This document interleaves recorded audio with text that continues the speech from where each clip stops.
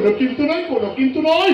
তুই আমার সঙ্গে চল, ওই ট্রেন লাইনের কাছে গিয়ে তোর গায়ে লাল ওড়নাটা উড়িয়ে ট্রেন লাইনে শুয়ে পড়বি, আর আমি চিৎকার চেঁচামেচি করে লোক জড়ো করবো, ট্রেনটা ছুটে আসবে, ব্যাস তোর পরিবর্তে না পুরস্কারটা তুই পাবি।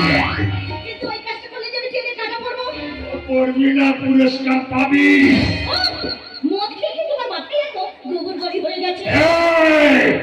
এই কথা বলবি না, আমি চাকমত্ত সাগর পাই, যে দেবে মদির বাধা তাকে আমি দিয়ে দেব একেবারে টাইট।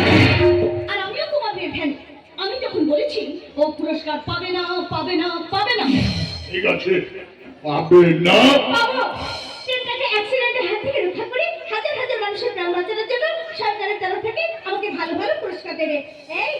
এইখানে শুনেছিস, শুনেছিস এই খুশির খবর? হ্যাঁ শুনেছিস। মার না মার, আর একটা মার, মেরে মেরে ওকে একদম শেষ করে দেয়।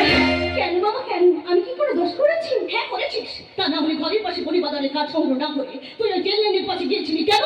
শুকনো জ্বালানির সন্ধানে গিয়েছিলাম, কেননা হাত করে সকলের রান্না তো আমাকেই করতে হয় না। তুই ওখানে গিয়েছিলি নতুন নতুন ছেলে ধরা। না রে বোন, আমি সত্যি বলছি, এই পোড়া পেটটার জন্য জ্বালানির সন্ধানে গিয়েছিলাম, কিন্তু ট্রেনটাকে এই অবস্থায় দেখে আমি এই কাজ করেছি। আরে দেখ, তুই কেন এই কাজ করতে গেলি? এইরকম একটা দৃশ্য দেখে তুই আমার মেয়ে ফেনীকে নিয়ে যেতে পারলি না? ও একসঙ্গে 3-4টা ট্রেনকে দাঁড় করিয়ে দিয়ে সরকারের ঘর থেকে পুরস্কারটা পেয়ে যেত। কিন্তু তখন সে পরিস্থিতি ছিল না। তাছাড়া আমি তো তোর বোন, পুরস্কারটা যদি আমি পাই সব থেকে খুশি হবে তুই। না, আমি খুশি হব না, তাই তুই পুরস্কার আনতে যাবি না। শোনো, তোকে না বারবার বলেছি আমাকে বোন বলে ডাকবি না।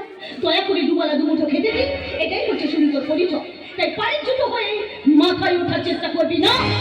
ঠিক ঠিক, ঘরে চাকরের মতো পায়ে পায়ে ঘুরছিস ঘোর, কিন্তু পাখির মতো আকাশে ওড়ার জন্য কিচির মিচির করবি না। খাওয়া খেলায় যেটা করে থাকবে, তোরা ভাই বোন মিলে খেয়ে কাজ করবে। এর থেকে বেশি কিছু করতে গেলে তখন দেখবি আমার আসল রূপ। ও ফ্যানি, এত অহংকার কিন্তু ভগবান সহ্য করবে না। তার পৃথিবীর মাটি ছেড়ে এতটা উপরে ওঠার চেষ্টা করিস না, যেখান থেকে নামার মতো কোনো পথ তুই খুঁজে পাবি না। সেদিন আমার কিছু না হলেও তোকে কিন্তু পস্তাতে হবে, আর বহু পস্তাবে তুই। এই, তুই আমাকে ধমক দিচ্ছিস? ধমক নয় রে বোন, ধমক নয়, আমি শুধু সম্পর্কের অর্থটা বুঝিয়ে দিতে চাইছি। ওরে বোন, কোনো মানুষ যদি কুকুরকে দুদিন খেতে দেয়, তার প্রতি একটা মায়া এসে যায়।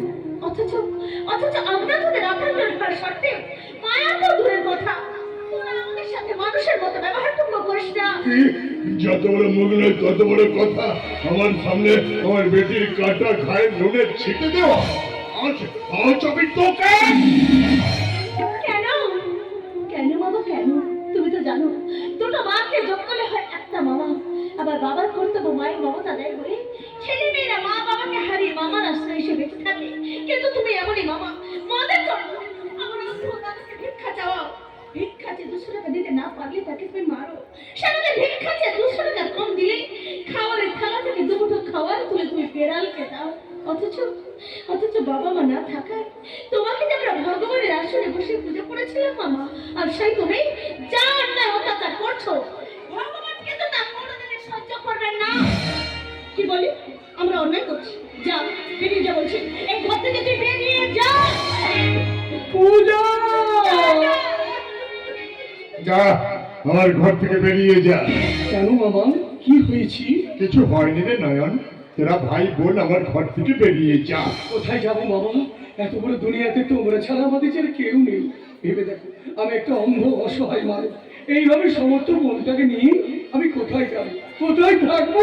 তাই বলে আমাকে জানো, তাই বলে অপমান করতে, আমার সঙ্গে চ্যালেঞ্জ করতে? কি বলেছি? কি করেছো? ও আমার মেয়েকে জুতো মেরেছে। কি পূজা? বাবা যা বলেছি তা কি সত্যি? বল পূজা, বল। কি বলবো দাদা?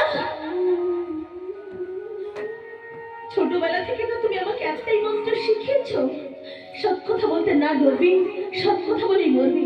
তাই এতদিন ধরে বুকের মধ্যে যে যন্ত্রণাগুলো আমাকে বারবার করে করে খাচ্ছিল, সেই সত্যি কথাগুলো বলে আমি মার খেয়েছি, তবু আমি কাউকে মারিনি দাদা।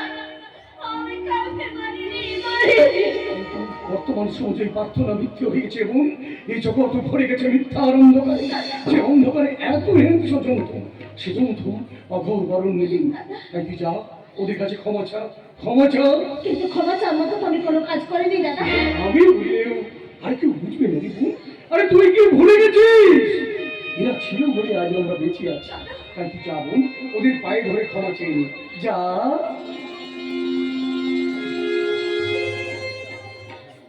আমাকে তুই ক্ষমা করে দে বোন। আমি আমি তোর পায়ে ধরে বলছি না, আমি তোকে ক্ষমা করবো না। যা, বেরিয়ে যা বলছি, এই ঘর থেকে তুই বেরিয়ে যা। আরে ও না, আমি যখন না বলেছি না, তোমরা এই ঘরে থাকতে পারবে না। যা,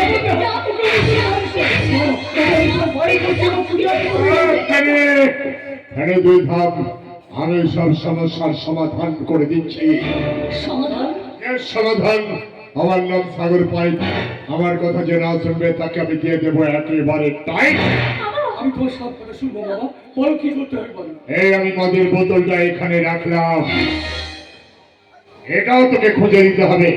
আর যতক্ষণ না খুঁজে দিতে পারবি ততক্ষণ আমার বেটি তোর বোন পূজাকে মারতে থাকবে। ঠিক আছে বাবা, আমি তাই করবো বাবা, আমি তাই করবো। এখানে মার স্টার্ট কর।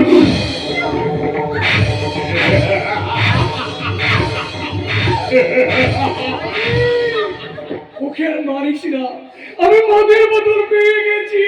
আমিও মারামারি বন্ধ করে দিয়েছি। যা, এরপর যেন আমি তোর মুখ না দেখি। পূজা! পূজা! বাবা, একজন বাবু এসছে, তোমাকে খোঁজ করছে। কার নিয়ে এসেছে?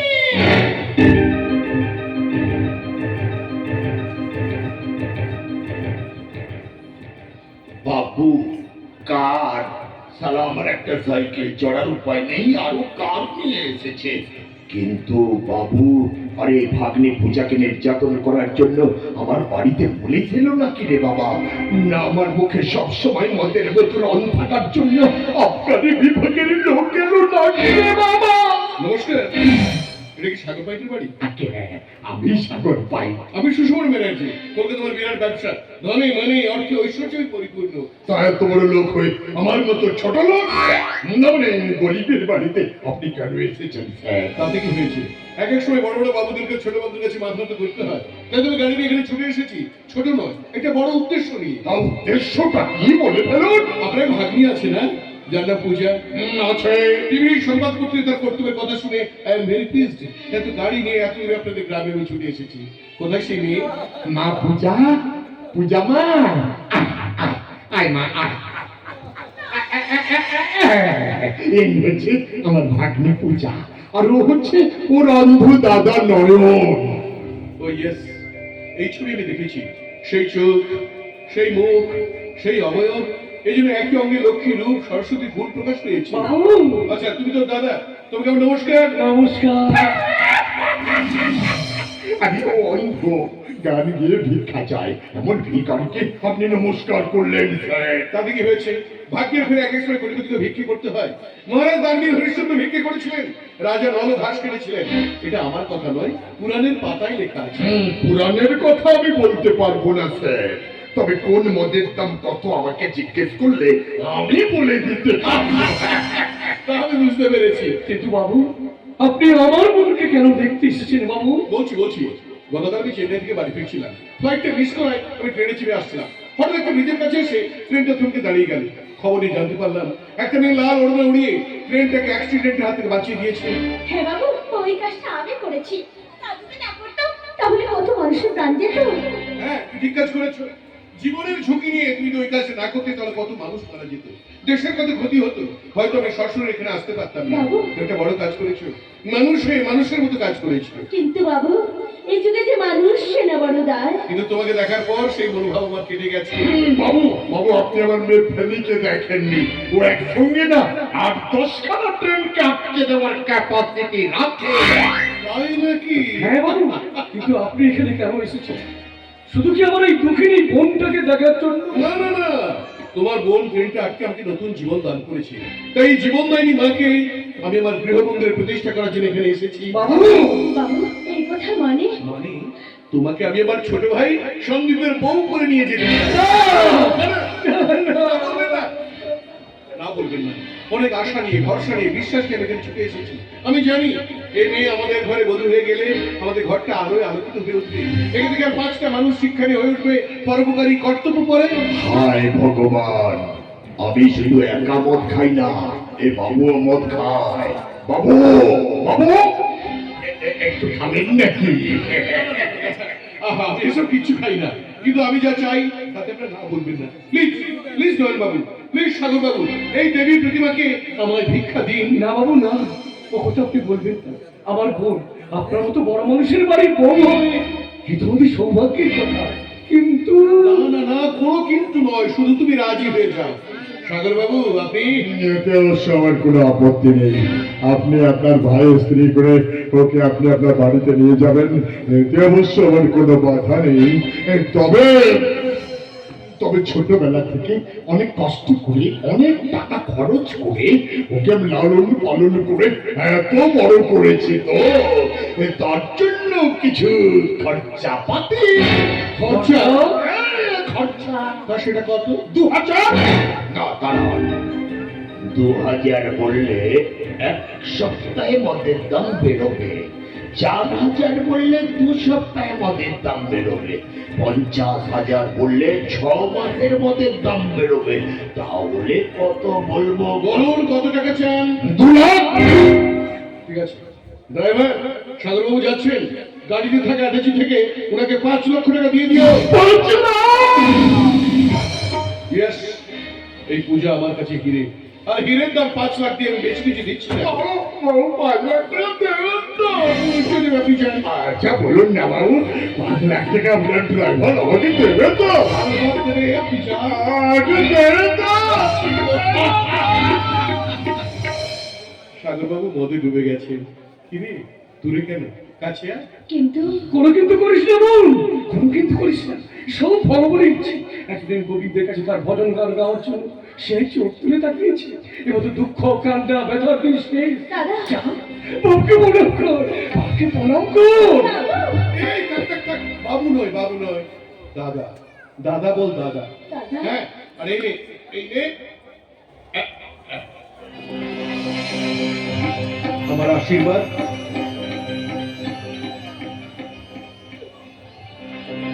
এত দামি আংটি, কিন্তু এত সুখ আমার কপালে সইবে তো? সইবে সইবে, তোমাকে আমার ভাইয়ের বউ করে নিয়ে গিয়ে তোমার সৌভাগ্য আমি লিখে দেবো। এবার আমার ঘরে চল বোন। দাদা। Yes, welcome to my Banerjee family. দাদা, পূজা, দাদা, পূজা।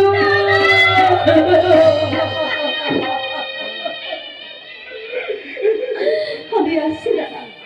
এতদিন নিজের জন্য, তোমার অসহায়তার জন্য অনেক কেঁদেছি। আর যখন আকাশের মতো বড় দাদা হৃদয়ে জায়গা পেয়েছে, তখন আজ আমি কাঁদবো না, এখানে আর থাকবো না, ওদের মুখ আমি দেখবো না। সেই জন্য তুমি কেঁদো না দাদা, তুমি কেঁদো না। আমি আসছি দাদা, আমি আসছি।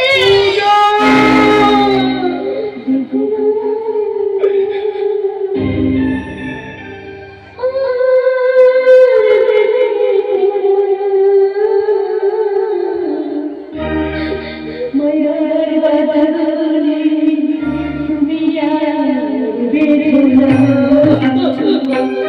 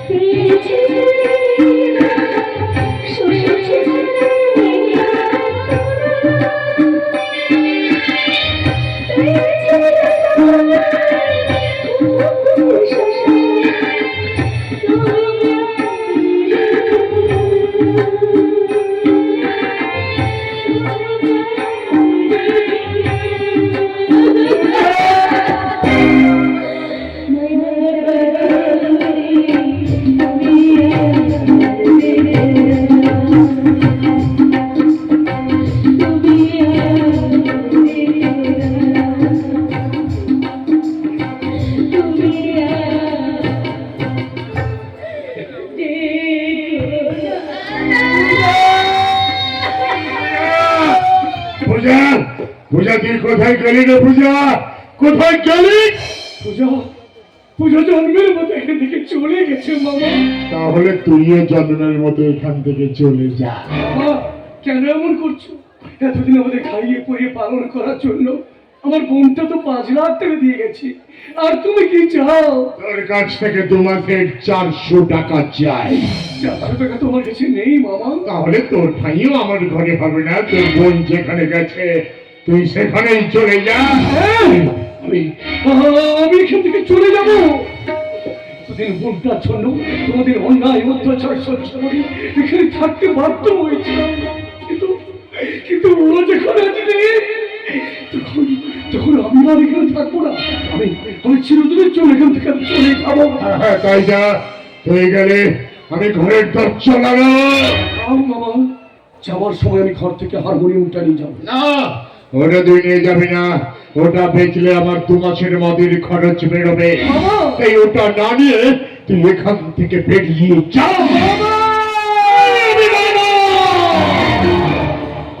তোর জীবনের কালো জামা আমি কাল নামে সকলে কংস, তোর বংশ করলাম ধ্বংস। এখান থেকে যা, না হলে আমি আগর পাই তোকে দিয়ে দেব একেবারে তাই। যা।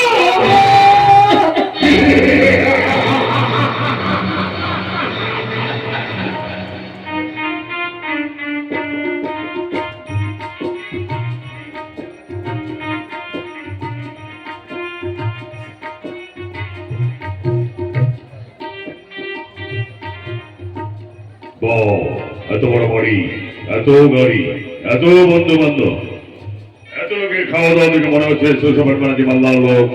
আর এই লোকের বাড়িতে পূজা বউ হয়ে এসেছে। আমার সব ফ্যানকে কাজ করা দেখি ওইখানে রানী থেকে বসে আছে। কিন্তু না, ওকে আমার চাই। কে কে ওখানে?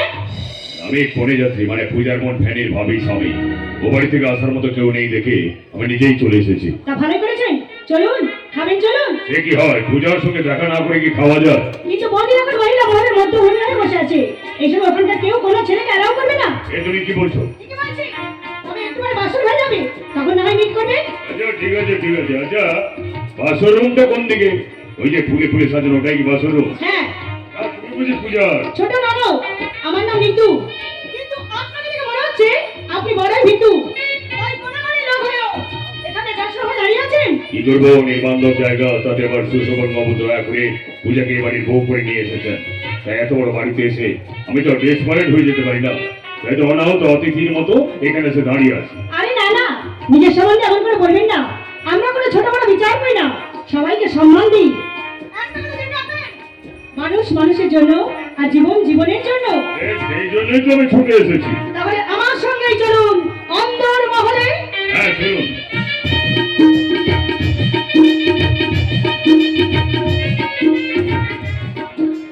অন্দর মহলে খুশি সানাই পাচ্ছি। বন্ধু বান্ধবের ভরপুর এই ঘর দেখে আমার মনে হচ্ছে এই ঘর যেন স্বর্গের চেয়েও বড়। আর এই বাড়ির মানুষগুলো দেবতার চেয়েও সুন্দর। আর আমার স্বামী সন্দীপ, যার সাথে ফুলের বাসরে আমার দেখা হবে, সেই সন্দীপ। কিরকম বলতো? ঠিক ছিল টাকা। না, টাকা তো সবকিছু চুরি করে নিয়ে চলে যায়, কিন্তু তুমি। আমি কিন্তু যাবো না, বরং তোমার পাশে থেকে দেহে দেহে মনে মনে ফুল আর প্রজাপতি, নদী আর সাগর, আকাশ আর সূর্যের মতো তোমার রূপ রস গন্ধ সব রূপ করবো। আমি গরিবের মেয়ে, আমার উপরে আলো নেই। আছে কিন্তু গন্ধ। সেই গন্ধে তোমার মনে যদি কোনোদিন দেখে গন্ধ, তবু মৌমাছি আসবে, আসবে গুনগুন তুলে ছন্দ। ছন্দ তুলে এলেও যদি না পাও আনন্দ, সেই আনন্দ আমি জোর করে নেব। আমি আমার যা কিছু আছে সব তোমাকে উজাড় করে দেবো। আমিও তোমার প্রাণ ভরে ভালোবাসবো। তাহলে কথা দাও, চিরদিন তুমি আমার পাশে পাশে থাকবে। কথা দাও। বেশ, এই আমি তোমায় কথা দিলাম। সন্দীপ,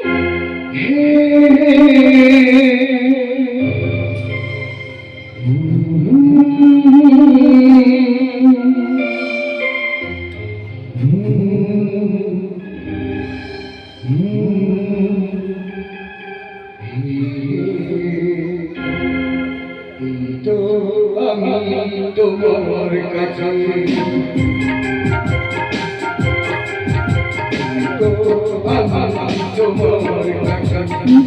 তুমি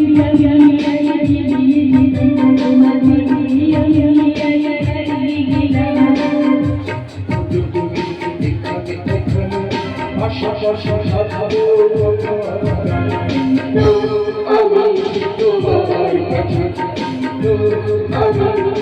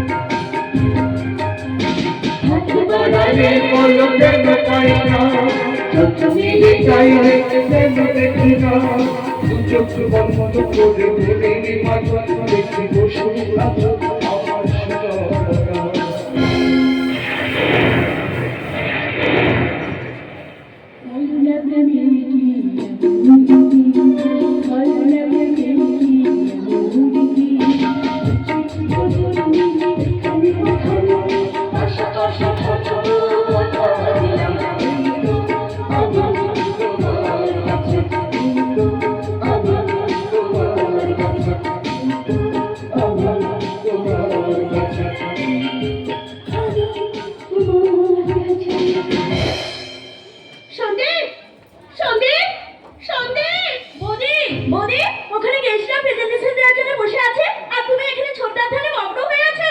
না মানে আসলে ওখানে এত বড় বড় লোকের মাঝে আমি নিজেকে ঠিক মানিয়ে নিতে পারছিলাম না, তাই ভয় পেয়ে। না বৌদি, কথায় আছে লজ্জাবান ভয় তিন থাকতে নয়, তোমাকে স্মার্ট হতে হবে ফারাক। এই যে ম্যাডাম, তুমি যে প্রথম পর্বেই একেবারে টিউশনি শুরু করে দিয়েছো।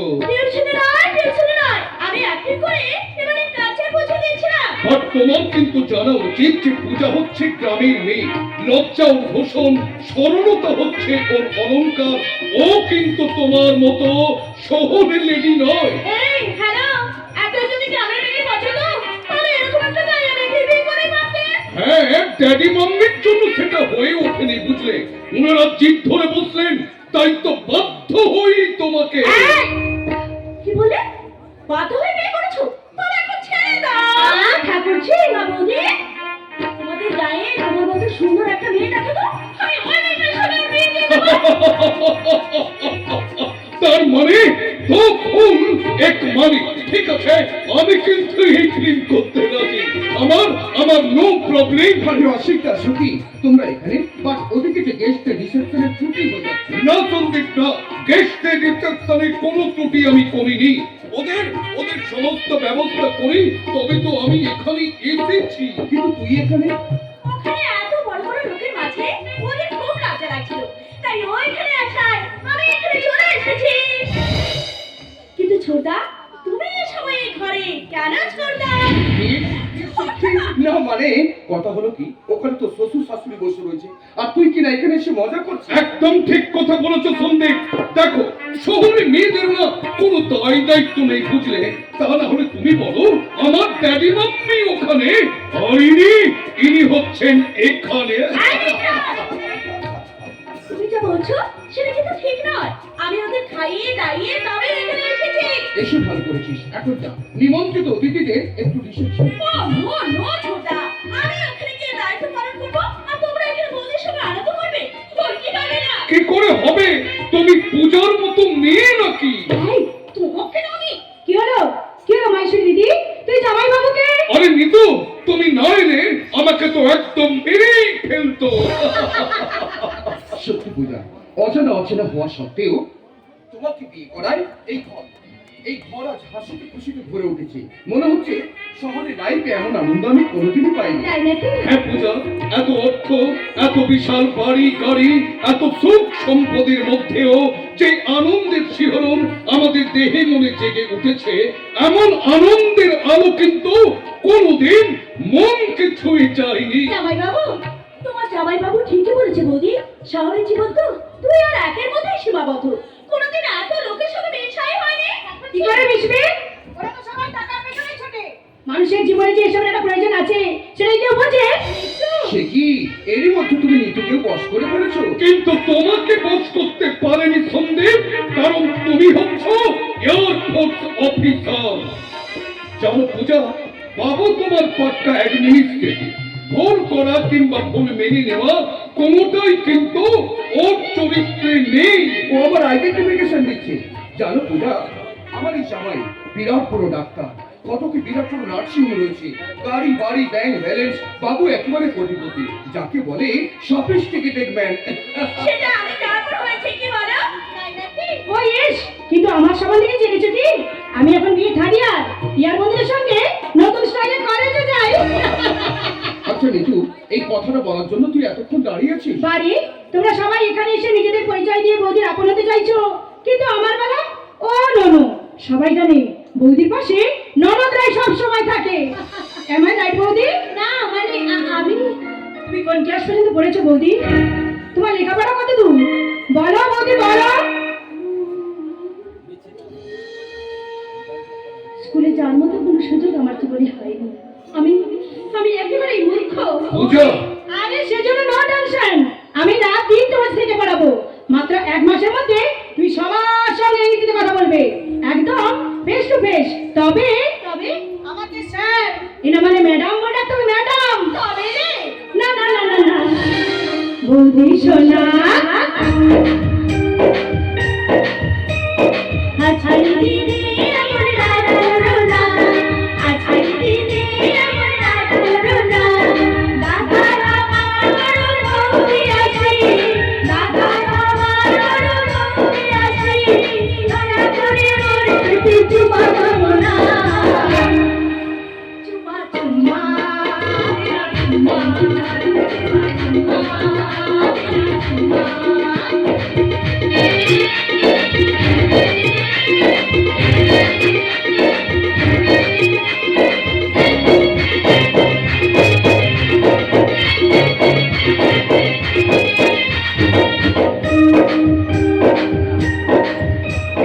ফুল বাগানে ফুল লতা পড়ে যায়, মৌমাছি তোমার মধু দিতে চায়। ফুল বাগানে ফুল লতা পড়ে যায়, মৌমাছি তোমার মধু দিতে চায়।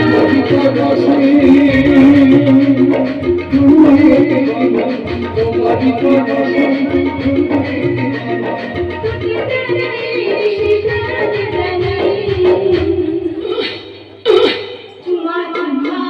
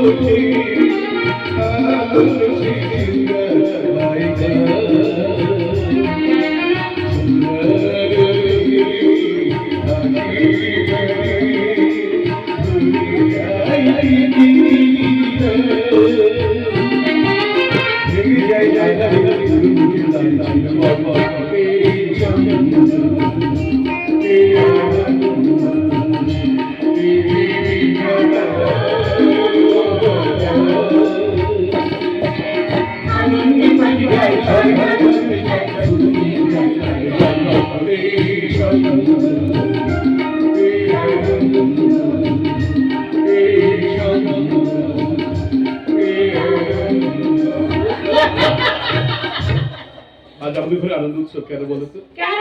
আজ আমাদের ঘরে লক্ষ্মী এসেছে রে, লক্ষ্মী। আপনি একদম ঠিক কথা বলেছেন বর্দা। যেমন ওর নাম পূজা, ঠিক সেই রকম ওর রূপ সৌন্দর্য। আমন্ত্রিত অতিথিরা তো ওকে দেখার পর একদম চোখ ফেরাতেই পারছে না। সত্যি আপনার পছন্দের তারিফ করতে হয় বর্দা, তারিফ করতে হয়। হ্যাঁ, তা তো করতেই হবে, তাতে করতেই হবে। কারণ 7 জন তপস্যা করলে এমন বৌমা পাওয়া যায়। আর তাছাড়া আমার ভাই সন্দেহ যা মুডি, এমন একটা বউ না হলে ভালোই লাগতো না। মানে কথা হলো কি বর্দা, ছোটবেলা থেকে সেই সেই বিশ্বাস কিন্তু আমার আছে। আমি জানি তুমি আমার জন্য আকাশের মতো চাঁদটা আনতে পারলেও বাকি একটা পদ্ম কিন্তু নিয়ে আসবে, যে পদ্মগন্ধ আমার খুব প্রিয় বর্তা, খুব প্রিয়। সবই তোমাকে পদ্মফুল বলে গেল। ছোটা ভুল বলেছে মাতা। সুখী বৌদি পদ্মের চেয়ে সুন্দর, বর্ষা নদীর মতো গতিশীল, আয়নার মতো স্বচ্ছ আর সুন্দর, এক কথায় বৌদি দেবী। ঋতু তুই কিছু বল। আমি আর কি বলবো বর্দা? আমি শুধু বলবো আই লাভ মাই সুইট বৌদি। বোমা বোমা, এতে তোমার কোনো অসুবিধা হচ্ছে না? না মানে আমি আমি জানি এখানে সবার সঙ্গে দাঁড়াতে কথা বলতে তুমি বোর ফিল করছো। বর্দা, আমাদের এই শহরের হ্যাঁ মডার্ন পার্টি রয়্যাল সোসাইটি অ্যাডিশনে তুমি একবার ফিল করছো। বর্দা, দুদিন বাদে এসব আদব কায়দায় বৌদি শিখে আমি নেবো। জানি আমি জানি আমার বৌমা খুব তাড়াতাড়ি শিখে নেবে, কারণ ও যে আমাদের ঘরের লক্ষ্মী। এমন একদিন আসবে ও যা বলবে সবাইকে তা মেনে চলতে হবে। সেটা আমি জানি না বর্দা, তবে মনে মনে এইটুকু উপলব্ধি করতে পারছি, ভগবান আজ সব সুখ আমার আঁচলে ভরিয়ে দিয়েছেন। আপনার মতো দেবতা দ্বারকা আমাদের স্বামীর মতো এই বাড়িতে এসে আমি আর ভীষণ খুশি বর্দা, আমি ভীষণ খুশি। বৌমা তার চেয়ে বেশি খুশি এই সুষমন ব্যানার্জি, সে তোর মতো একটা মেয়েকে বৌমা করে আনতে পেরেছে। এই তুই যা, বৌমাকে তার রুমে নিয়ে যা, যা যা যা। তাই চলো বৌদি, তাই চলো। তুমি তোমার ফুলসজ্জার ঘরে চলো।